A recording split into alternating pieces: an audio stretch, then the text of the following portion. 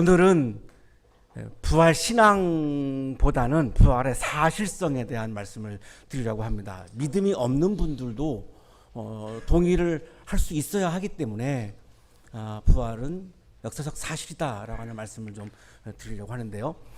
지성적인 그리스도인들 중에는 부활을 역사적 사실로 믿지 못하는 분들이 많습니다. 왜냐하면 이성적으로 이해하기가 어렵기 때문이죠. 부활이라고 하는 사건 자체가. 아마 이 중에도 예수님에 대한 믿음은 있지만 그 부활을 진심으로 받아들이고 믿지 못하는 분들이 여기에도 상당히 있을 것이라고 저는 그렇게 생각을 하는데요. 걱정하지 마십시오. 세계적인 신학자들도 예수님의 부활을 믿지 못하는 분들이 많았습니다. 그리고 심지어는 역사적 사실이 아니라고 아주 강력하게 주장한 분들이 있습니다. 그런데 이분들이 다 세계에서 손가락에 꼽는 정말 탑에 해당하는 세계적인 신학자들이라고 하는 사실입니다. 첫 번째 소개해드릴 분은 슈트라우스라고 하는 분인데 여러분이 잘 알고 있는 철학자 헤겔의 제자입니다. 엄청난 분이죠. 그리고 신학 공부할 때는 이제 슐라이어 마허라고, 이분은 세계적인 신학자인데요. 이분의 또 제자이기도 합니다. 그러니까 많은 세계인들로부터 존경받는 그런 신학자인데 티빙겐 대학교에서 신학을 가르쳤는데, 예수의 생애라고 하는 책을 통해서 부활은 역사적 사실이 아니고 부활을 믿는 사람들이 이야기하는 이야기다.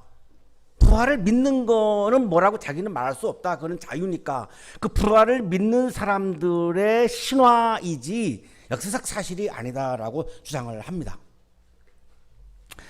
우리 여기 신입생 분들 딱 우리 채플 하는 동안 딱 한 주 좀 어려웠던 적이 있었고, 그 나머지는 다 괜찮았죠. 오늘이 두 번째 어려운 날입니다. 조금만 이해해 주시고, 이 부활이 어려울 수밖에 없습니다. 그래서 최대한 정말 이렇게 쉽게 하려고 하는데요. 제가 능력의 한계가 있어서 약간 어려울 것 같은데 좀 양해해 주시고요.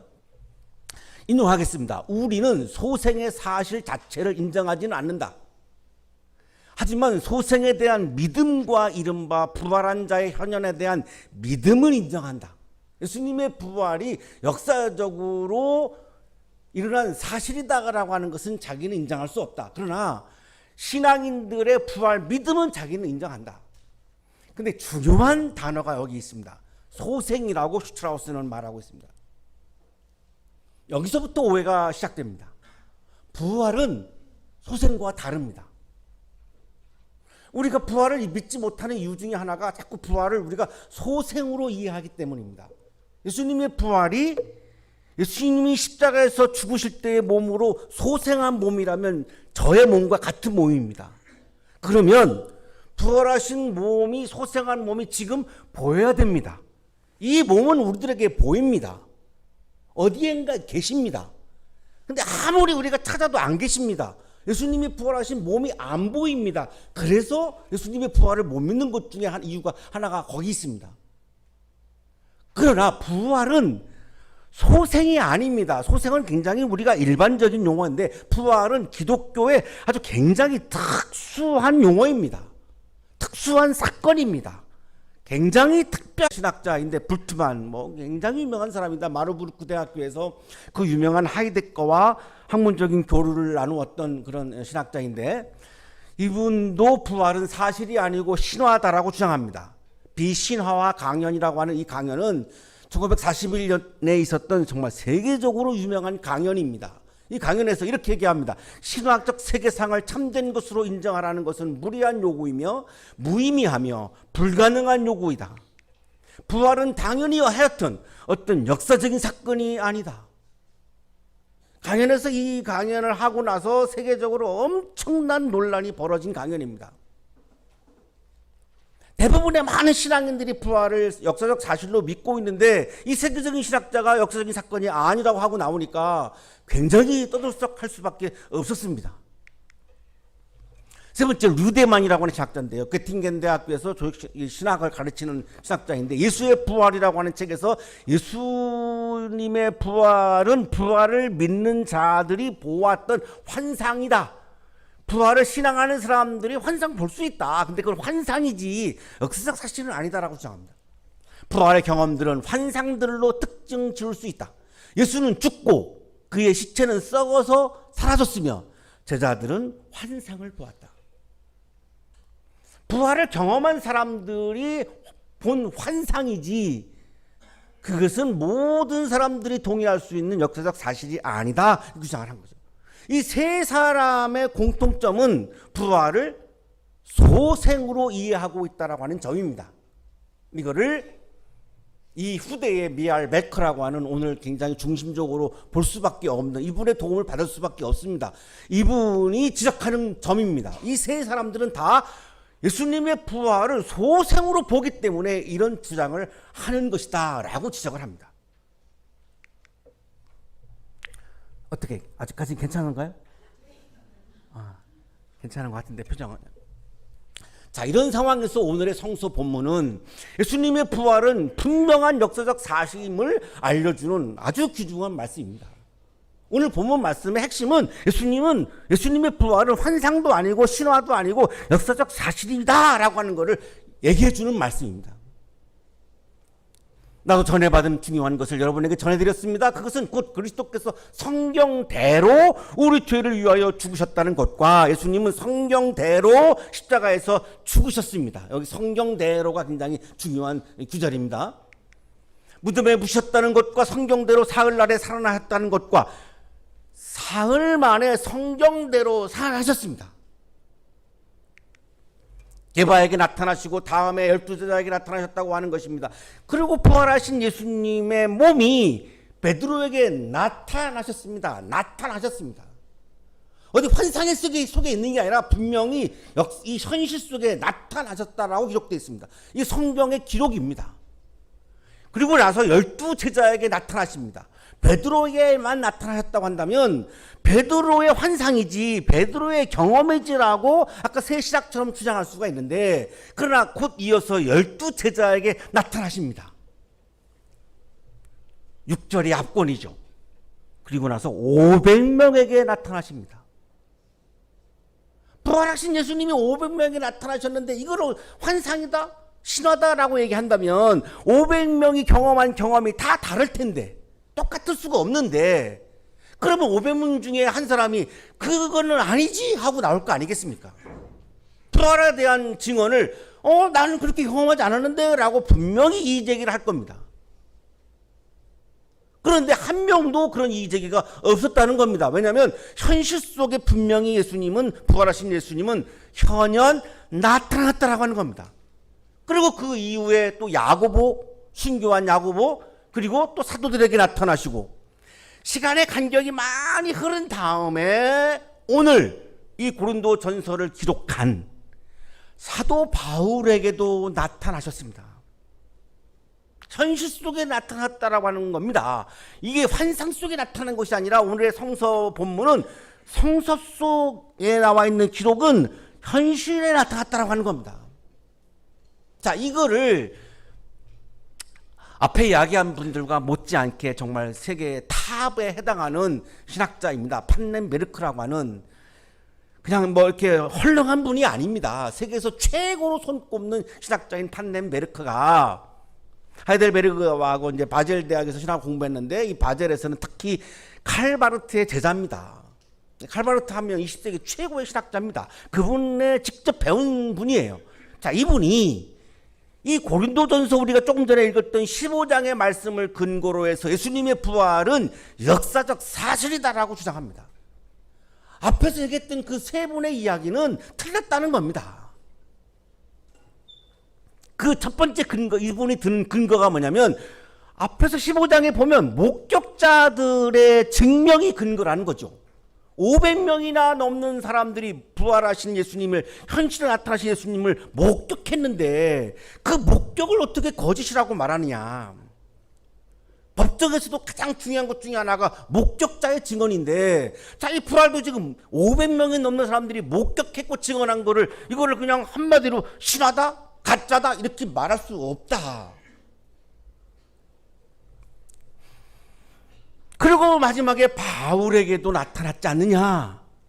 부활한 자의 현현들이 원시 그리스도교 공동체 일련의 구성원들에 의해서 현실적으로 경험되었던 것이지 나중에 전설적인 구성을 통해서 꾸며내어진 것이 아니었다. 꾸며낸 거라면 500명 중에 누군가 한 사람이라도 분명히 문제제기를 했을 것이다.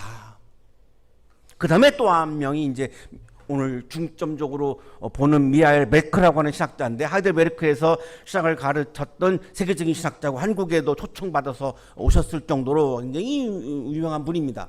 자, 이분도 판넨베르크와 함께 예수님의 부활의 사실성을 강조합니다. 자, 그 근거가 두 가지를 댑니다. 그냥 주장하는 게 아닙니다. 다 근거를 댑니다.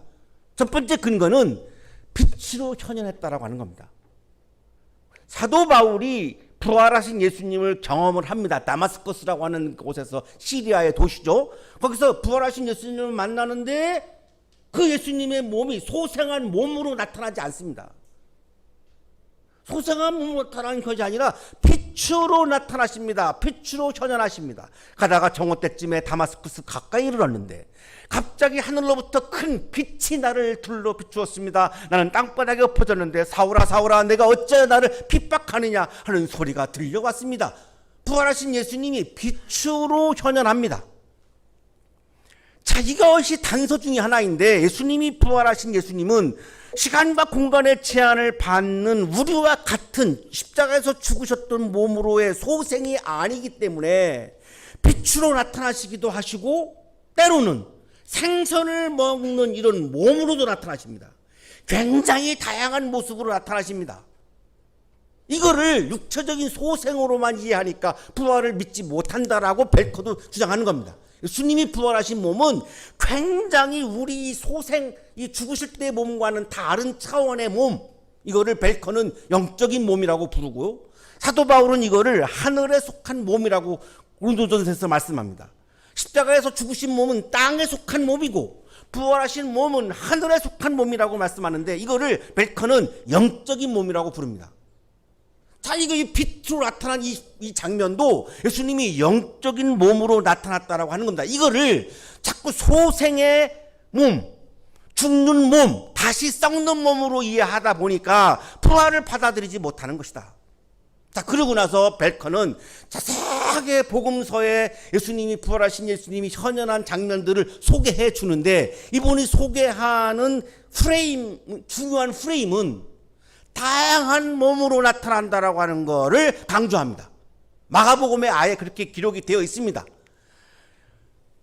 예수님이 부활하셔서 현현하신 장면들을 보면 굉장히 상이한 형태로 현현하셨다. 마가복음 16장 12절에 그렇게 기록이 되어 있는데, 자, 이거를 벨커는 아주 자세하게 성경 본문을 예를 들면서 이 다양한 모습으로 나타난 장면들을 말씀을 하는데, 마태복음에 보면은 28장 17절에부터 그들은 예수를 뵙고 절을 하였다. 그러나 의심하는 사람들도 있었다. 절을 하는 거 보면은 신적인 몸이죠. 의심하는 거를 보면은 인간적인 몸입니다. 하나의 몸으로 나타나신 것이 아니라 부활하신 예수님은 굉장히 다양한 몸의 모습으로 나타났다라고 하는 걸 강조하는 겁니다. 벨커는. 누가복음에 가도 보면은 여러분 다 아시죠? 엠마오로 가는 길에서 두 제자가 옆에 계시는 예수님을 보지 못해요. 그러면 소생한 몸이 아니니까 못 본 거죠. 근데 집에 들어가 가지고 예수님이 제자들과 함께 떡을 뗍니다. 떡을 떼는 거 보면은 소생한 몸이잖아요. 도대체 이해하기 어려운 이런 한 패러그램에서도 예수님의 부활하신 몸은 굉장히 다양한 몸으로 나타나십니다. 예수님이 이제 이렇게 문이 걸어잠고 있는데 부활하신 예수님이 들어오시는 장면이 성경에 복음서에 나오는데요. 그 제자들이 예수님이 유령인가 이렇게 생각합니다. 유령인가? 유령과 같은 몸으로 나타나시는데, 근데 들어오셔가지고 어떡하죠? 손과 발을 보여줍니다. 내 손과 내 발을 보아라. 나를 만져보아라. 만질 수 있는 몸으로 또 나와요. 유령 같은 몸으로 들어오시더니 또 바로 이어서 만질 수 있는 몸으로 현현하십니다. 그러고 나서 생선을 드시죠? 생선을 드시고 어떡합니까? 하늘로 올라가십니다. 생선을 드신 이 우리와 같은 몸, 십자가에서 죽으신 몸, 땅에 속한 몸으로 현현하셨다가 또 바로 하늘로 올라가는 하늘에 속한 몸으로 현현하십니다. 부활하신 예수님의 몸은 이렇게 다른 모습으로 현현하시는데, 요한복음도 마찬가지입니다. 문을 걸어 잠궜는데 예수님이 그냥 들어오십니다. 그리고 들어오셔가지고 옆구리와 두 손을 보여주시죠. 옆구리와 이 두 손을 보여주는 장면은 십자가에서 죽으신 몸과 같은 몸이잖아요. 그런데 방 안으로 그냥 들어오신 거는 또 이 십자가에서 죽으신 몸과는 다른 몸이잖아요. 베커는 이 점을 강조하는 겁니다. 이렇게 영적인 몸으로, 다시는 죽지 않는 몸으로, 썩지 않는 몸으로, 폭력을 당하지 않는 몸으로, 우리가 때릴 수 없는 몸으로, 암도 안 걸리는 몸으로, 영원히 죽지 않는 몸으로, 어마어마한 황홀한 몸으로 예수님은 부활하셨는데, 하늘에 속한 몸으로, 신령한 몸으로 부활하셨는데, 이거를 소생이라고 하는 것에 붙잡혀가지고 자꾸 죽는 몸에 자꾸 붙잡혀가지고 예수님의 부활을 그 프레임으로 이해하려고 하다가 보니까 망상이라고, 거짓이라고, 허위라고, 허구라고, 신화라고, 환상이라고 주장하고 있는데, 그것은 부당하다 이렇게 주장합니다. 죽으셨던 예수님은 생물학적으로 땅에 속한 몸으로 다시 죽는 몸으로 다시 부활한 것이 아니고, 소생한 것이 아니고, 죽지 않는 몸, 하늘에 속한 몸, 신령한 몸, 영적인 몸으로 다시 창조되셔서, 유대인들이 예수님을 죽였지만 이제는 부활하신 예수님은 유대인들이, 로마 사람들이 죽일 수 없는 예수님이 되신 겁니다. 이게 부활하신 예수님의 몸입니다. 오늘 강조드리고 싶은 것은 우리도 그렇게 부활한다라고 하는 사실입니다. 지금은 힘이 센 사람이 나로 주먹을 치면은 내가 폭력을 당하죠. 아프죠. 부활하고 나면요, 아무도 나를 때리지 못해요. 죽이지도 못해요. 성형수술하고 싶어하는 이런 외모도 아니에요. 완벽한 몸이에요. 황홀한 몸이에요. 그렇게 다 우리가 부활할 거예요. 걱정하지 마요. 걱정하지 마요. 외모에 대해서 걱정하지 마요. 그래서 그리스도인들은 죽음이 두렵지 않은 거예요. 왜? 나는 다시 죽으면, 내가 죽으면 이렇게 이 모습으로 소생하는 것이 아니라 완전히 황홀한 몸으로 다시 재창조되어서 부활하는 거기 때문에 죽음이 두렵지 않은 겁니다. 그리스도인들은. 그래서 저는 죽음을 무서워하지 않습니다. 그런데 쥐는 무서워합니다. 그러나 불화신앙이 있어서 그런지 죽음은 두려워하지 않습니다. 아, 부활할 건데요? 뭐가 두렵죠? 근데 쥐는 이상하게 무서워요. 특히 죽은 쥐도 무서워요. 참 불가사의입니다. 부활하신 예수님은 십자가에서 죽으신 몸으로 소생하신 것이 아니고 영적인 몸으로 다시 창조되셔서 이렇게 많은 사람들에게 나타나셨고 현현하셨고, 수천 년에 걸쳐서 이렇게 많은 사람들이, 그것이 가짜라면, 신화라면, 그것이 환상이라면 이렇게 많은 사람들이 어떻게 속을 수가 있습니까? 어떻게 우리가 지금 여기에 있는 우리도 다 부활 신앙이 있기 때문에 예배 자리에 온 건데 우리가 다 그럼 속았단 말입니까? 말도 안 된다는 겁니다. 베커는 예수님의 부활은 역사적 사실이다 이렇게 얘기하는 겁니다. 사랑하는 한양 가족 여러분, 예수님의 부활은 역사적 사실입니다. 반응이 없는 거 보니까 아직도 어렵죠? 역사적 사실로 받아들이기 어려우신 거죠? 예, 이해합니다. 시간이 흐르면서 오늘 주신 본문이 여러분의 마음에 자꾸 스며들어서 점차 이게 역사적 사실로 받아들이게 될 거라고 저는 생각을 하는데요. 역사적 사실이기 때문에 기독교는 부활의 토대를 둔 희망의 종교인 겁니다. 이게 가짜면 기독교가 우리들에게 희망을 줄 수가 없습니다. 이것이 역사적 사실이기 때문에 부활을 토대로 이루어진 기독교는 수천 년에 걸쳐서 우리 인류에게 계속해서 희망을 주고 있는 거고, 죽음을 이기도록 해주는 거고, 죽음을 무섭지 않게 해주는 거고, 그래서 누구보다도 당당하게 살아갈 수 있게 해주는 겁니다. 바울은 예수님이 살아나지 않았다면 우리의 선교도 우리의 믿음도 다 헛됩니다. 이렇게 말합니다. 지금 우리가 드리는 예배도 다 채플도 성가대 찬양도 다 헛된 겁니다. 이 부활이 현재적 부활도 있고 미래적 부활도 있습니다. 이 부활이 미래에 없다면 우리는 참 불쌍한 인간입니다.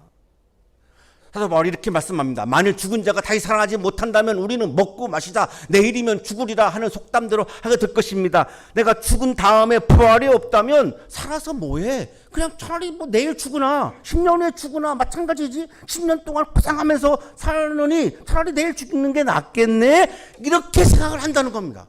부활이 있기 때문에 우리가 지금 고통이 있어도 어려움이 있어도 절망이 있어도 부활이 있기 때문에 내가 희망을 가지고 이 어려움과 고통과 절망을 이겨내면서 지금 살아가고 있다는 겁니다. 그게 그리스도인의 삶이라는 겁니다. 그리스도인은 부활에 희망을 두고 사는 사람입니다.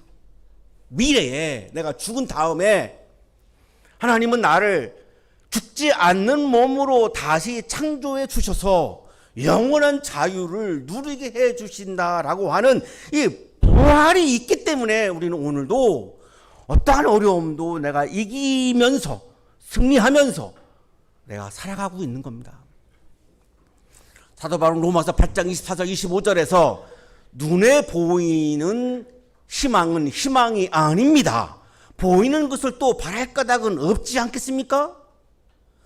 부활이 현실에서 안 보이지만 죽은 다음에 오는 부활도 있고 현재적 부활도 있는데 미래에 보이지 않는 부활을 그게 보이지 않기 때문에 내가 믿을 때 그것이 굉장한 가치가 있다라고 하는 겁니다. 보이는 걸 보는 거를 믿는 건 누구나가 다 한다는 겁니다. 믿음이 없는 사람들도 보는 거를 다 믿습니다. 왜 못 믿겠습니까? 그리스도인들은 보이지 않는 것도 믿기 때문에 대단한 사람들인 겁니다. 부활 주간을 맞이해서 현재적 삶에서도 부활하시고, 현재적 부활은 뭐죠? 여러분이가 기가 죽어 있었다면 기가 다시 살아나는 거예요. 여러분이 절망하고 있다면 새로운 희망을 갖는 거예요. 여러분이 위축되어 있다면 당당해지는 거예요. 여러분이 주님으로부터 멀리 와 있다면 주님께 다시 가까이 가는 거예요. 내가 교만하게 살아왔다면 내가 회개하고 겸손해지는 거예요. 이런 현재적 부활이 우리들에게 중요합니다. 동시에 죽은 이후의 부활도, 미래적 부활도 우리에게는 매우 매우 중요합니다. 그 미래적 부활이 있기 때문에 오늘의 고통이 있어도 아픔이 있어도 우리는 오늘도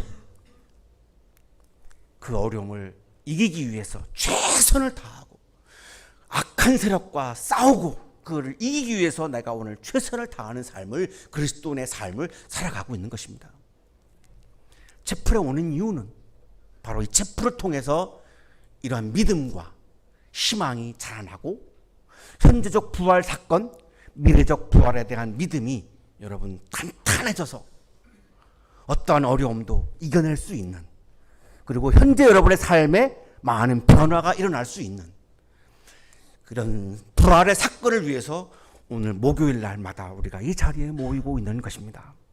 채플을 통해서 여러분이 멋지고 아름다운 신앙인과 지성인이 되시기를 간절히 축원합니다.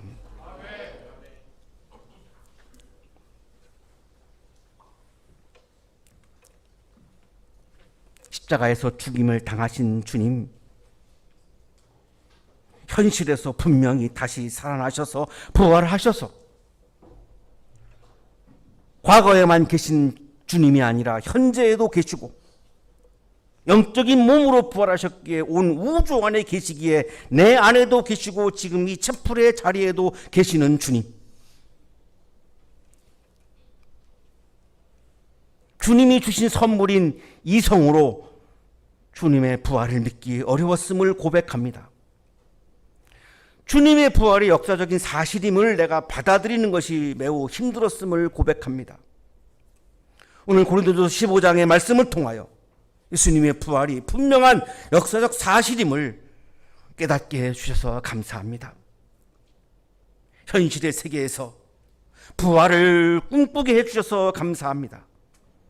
미래의 세계에서 다시 내가 부활할 것을 믿게 해주셔서 감사합니다. 주님이 사랑하시는 우리 모든 한양인들, 현재의 세계에서도 부활을 경험하게 하시고 미래의 세계에서도 부활을 경험하는 아름답고 멋진 그리스도인이 되게 해 주시옵소서. 예수 그리스도의 이름으로 기도하옵나이다.